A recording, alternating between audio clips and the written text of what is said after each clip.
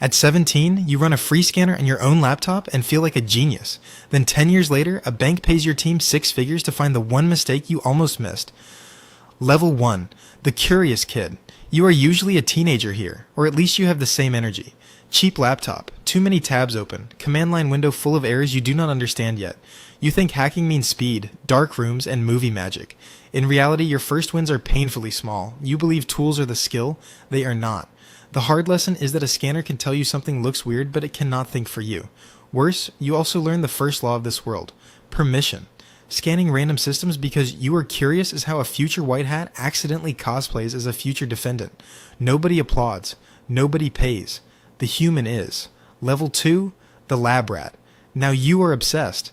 Maybe 19, maybe 22, maybe just late to the party. Your room glows at 1 in the morning while you replay tutorials and build a tiny home lab. Old router, virtual machines, Kali Linux. This is the level where humility finally enters the chat. You try password cracking tools like Hashcat and John the Ripper in legal practice environments. You learn basic web testing. You see cross-site scripting for the first time and realize a tiny input box can become a giant problem. Too vague. No screenshots. That stings, because white hat hacking is not just breaking things. It is proving, documenting, and communicating. Around here, many people chase certifications. Security Plus costs a few $100s for the exam. Certified ethical hacker is far more expensive, often around $950 or more depending on training. Real skill gets built at 1 in the morning when nothing works.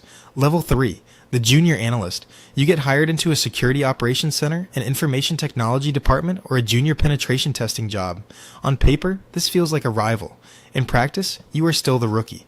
Your first week is mostly access requests, ticket systems, and trying not to break production. You believe professionals spend every day launching clever attacks. This is where white hat hacking stops being fantasy and becomes paperwork with consequences. Then comes your first embarrassing mistake.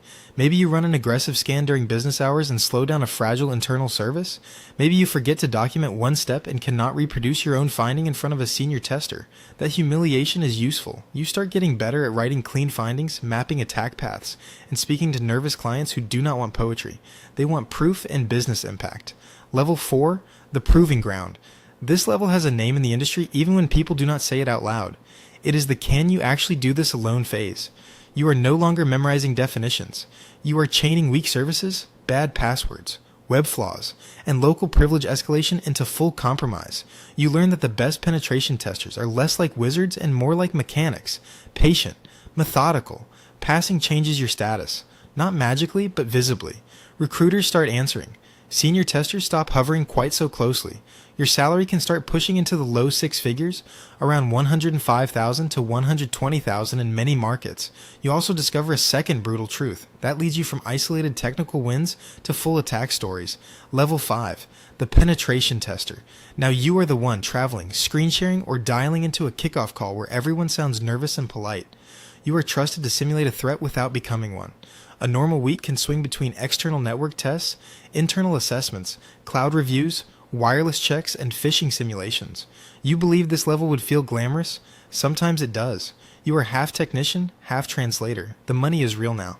A staff or mid-level tester may make around $110,000 to $130,000, and independent contractors can sometimes bill $100 to $200 per hour. But the work sharpens you in uncomfortable ways. This is also where rivalries start. Another tester finds the path you missed. A client remembers their name. Good. Level 6, the specialist. At this stage, broad competence turns into a reputation for one nasty corner of the map.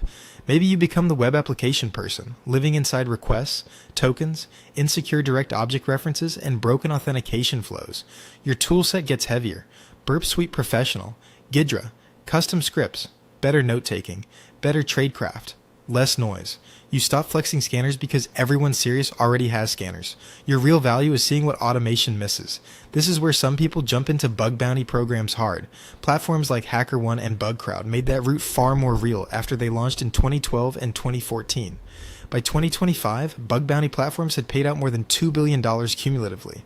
That sounds glamorous until you live it. 1 month you make $5,000 on a clean report. Level 7, the red team operator. Now the assignment is no longer find vulnerabilities. It is act like an adversary. You are planning scenarios, not just tests. The pressure changes. You may earn somewhere from $130,000 to $170,000 or more here. especially in large companies, consultancies, or heavily regulated industries. But the title costs something. The hard lesson at this level is restraint. The best operator is not the loudest or most cinematic. It is the one who gets domain admin and leaves the smallest footprint. You start caring about logs, detections, and blue team reactions almost as much as the exploit itself. You are no longer just winning engagements. Level 8, the security lead. Congratulations. You climbed high enough that calendar invites are now a threat actor. You lead teams, review reports, decide scoping, protect your people from impossible deadlines, and explain to executives why a successful test is not one with the most dramatic screenshots. It is one that teaches the organization where it is truly weak. Compensation here can range widely, but in many markets, senior leads and managers move into the $150,000 to $200,000 range, sometimes more with bonuses or stock. The money is good because the mistakes are expensive, but this level opens the final door. You see not just attacks, but the business around them. Who sells trust well? Level 9, the trusted name. This is the endgame for most white hats. Not fame, exactly, something rare. Trust. Maybe you run a boutique offensive security firm. Maybe you lead security for a major company. Your income now can be a senior executive salary, a partner draw, consulting revenue, equity, or some blend that varies wildly. Some months look like a comfortable corporate life. Other months look like a small business with too many payroll obligations and not enough sleep. And that is the strange truth of the latter. You started with free tools on a cheap laptop, thinking hacking was about getting in. At the top, it is about judgment. When to stop. What matters? You still remember that first free scanner? Now it sits in your mind like an old toy. The climb gave you money, status, and a reputation built one finding at a time. You become useful before the bad guy does.